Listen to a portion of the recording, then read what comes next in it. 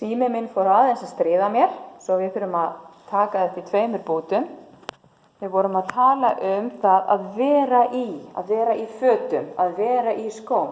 Ég í gallabuxum og ég get spurt, í hverju ætlar þú að vera?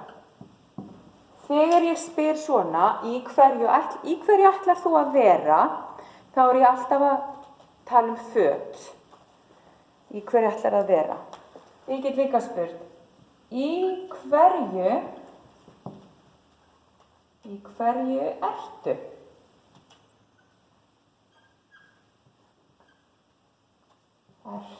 Í hverju ertu? Ertu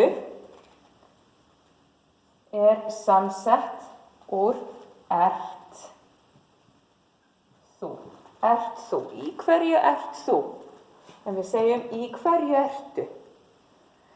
Í hverju ertu? Ég í röndóttum ból, ég í gallabuxum og ég í brúnum skóm. Ég stundum með gleraugu, en í dag ég með linsur. Þá þarf ég ekki að vera með gleraugu. Ég með hálsmenn, ég með kross hálsinn.